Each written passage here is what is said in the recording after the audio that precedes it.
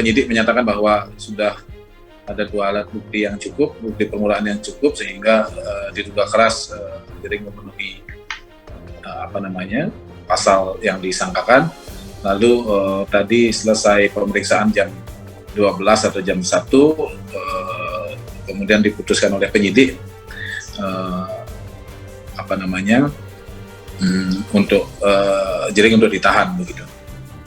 Klien saya Jering itu dikenakan pasal, ada 4 pasal yang disangkakan. Jering juga tidak menutupi apapun, dia sampaikan dengan terbuka. Pertama, apakah dia yang punya akun JRX ID, dia akui ya. Kemudian apakah memposting, ya. Lalu dia ditanyakan apa maksudnya, dia jelaskan maksudnya yang kurang lebih bahwa postingan tanggal 13 Juni yang viral kecung WHO itu sebetulnya kalau secara keseluruhan itu adalah berawal dari adanya situasi di mana ada proses rapid test, prosedur rapid test di layanan kesehatan rumah sakit, menimbulkan empati dari Jering, lalu memprotes soal itu melalui akun medianya. Terhibur lah, ya senang lah, happy lah. Udah nggak perlu dibahas lagi lah masa lalu. Masa depan gue adalah Amanda Manopo. Amin. Bercandaan, sketsa. Oh, bercandaan. Jadi gini, waktu gue syuting sama yang lalu-lalu, maksudnya mantan gue bikin konten gitu loh. Dan akhirnya gue cuma nanya, maksudnya mau di post atau gimana. Terus cuma ngasih tahu ke Manda doang gitu. Dan Manda cuma bercanda-canda gitu doang, seru-seruan. Dan dia juga tahu gue tahu Manda.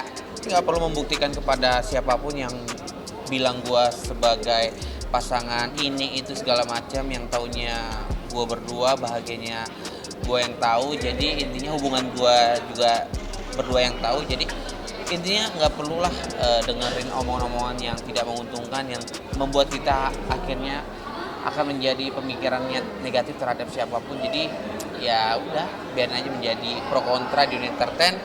Ya inilah menjadi konsekuensi kita sebagai dunia entertain gitu. Aku juga nggak peduli orang yang menilai lah seperti apa, yang penting kan aku sama dia doang yang tahu. Hubungan aku sama Billy ya doain aja, fine aja lah ke depannya. Lagi pula kita baru berapa bulan ngejalanin, kita happy aja sih. Kalau misalnya gue mau pergi kayaknya pada takut ya. Nah, kalau misalkan pendidikan masalah itu ya apa sih, harusnya didoain aja sih, doain yang terbaik buat kedepannya, jangan yang mandang negatif atau apa sih. Itu kan juga masih rencana, balik lagi ke masalah finansial ya. Kalau misalkan finansial aku masih belum tercukupi untuk keluarga ya pasti akan harus undur lagi pula lagi masih memfokuskan sesuatu sih. Pengen ambil jurusan apa sih nanti kalau saya kuliah? Bisnis, cita-cita terbesar jadi ibu rumah tangga yang baik.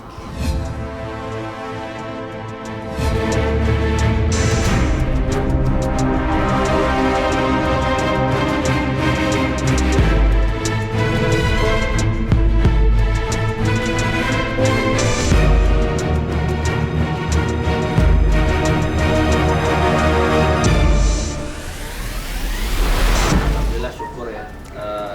Zaskia juga senang banget gitu, karena memang ini kasus sudah lumayan lama, udah 10 bulanan ya.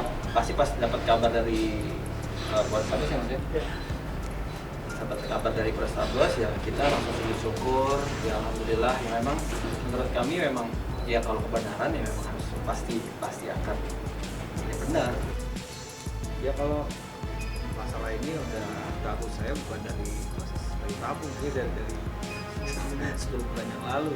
Zaskia bisa inilah yang maksudnya bisa tenang untuk bisa fokus untuk ke bayi tabung ini. Ya, alhamdulillah, gimana hasilnya ya pastinya sama Zaskia-nya jangan saya sendiri kan ya. Kalau memang kita bahagia ataupun tidak ya kita akan share ke insya Allah. Polrestabes Bandung sudah memberikan kami surat perintah penghentian penyidikan. Artinya SP3 ini adalah bukti bahwa perkara yang dituduhkan kepada Mas Irwan selama ini itulah tidaklah benar.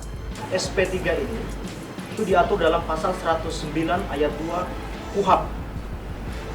Di situ ada 3 alasan mengapa sampai SP3 itu diterbitkan. Yang pertama, tidak terdapat cukup bukti. Kemudian yang kedua, perbuatannya bukan merupakan tindak pidana. Dan yang ketiga, dihentikan demi hukum. Terkait SP3 Mas Irwansyah ini, itu diterbitkan dengan alasan bukan merupakan tindak pidana. Jadi sekali lagi saya katakan, bukan merupakan tindak pidana. Jadi alasannya itu clear. Bukan merupakan tindak pidana. Nah, artinya apa? Kalau bukan merupakan tindak pidana, maka saya pastikan bahwa apa yang dituduhkan selama ini tentu memiliki konsekuensi hukum. Karena tuduhan-tuduhan itu sudah berdampak pada pencemaran nama baik. Kami akan kaji dulu, dan nanti setelah kami kaji bersama tim, baru kami informasikan. Kami tidak bisa buka di sini, karena ini kan bagian dari strategi juga dan lain-lain ya. Dan kami juga tidak tahu kan nanti setelah preskon ini ada hal-hal apa dari pihak sana, dari pihak sini, kami juga nggak tahu. Tapi kami tetap berpositif thinking, dan kami juga akan menunggu juga ya.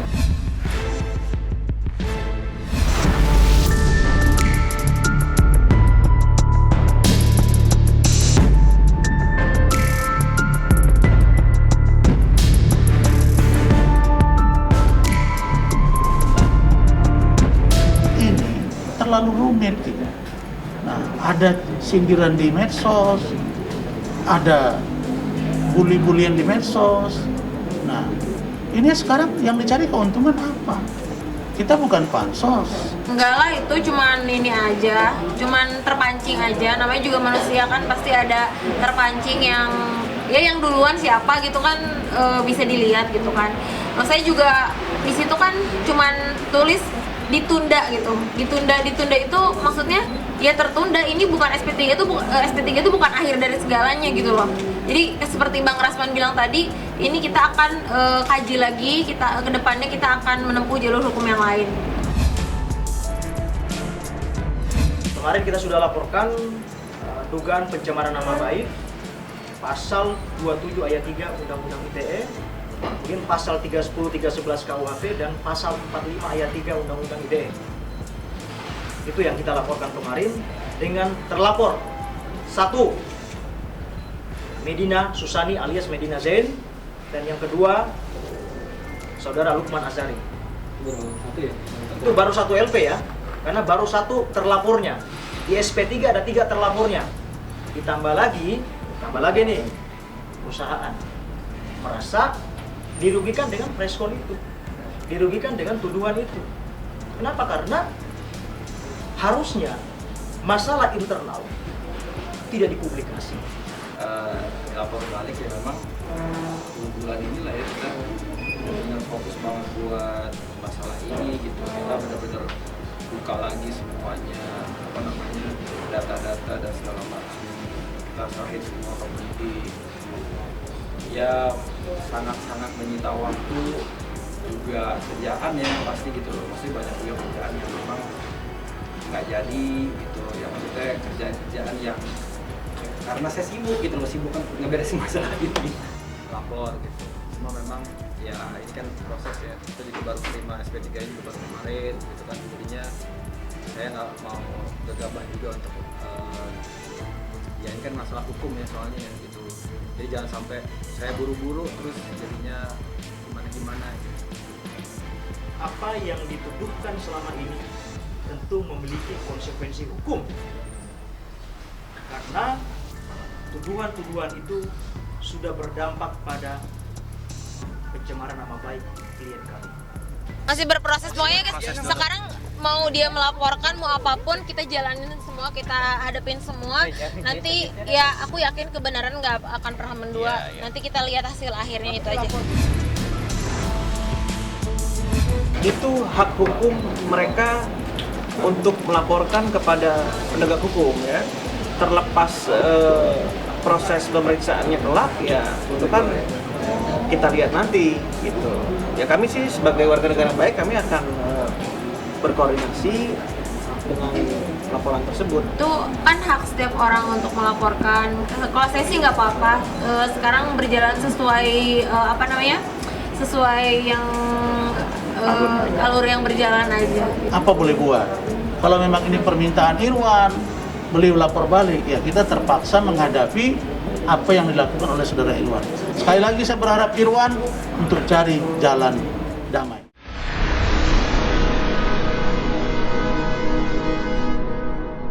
Jadi jangan lupa untuk subscribe Cumi Cumi. Ditekan ya tombol lonceng merahnya.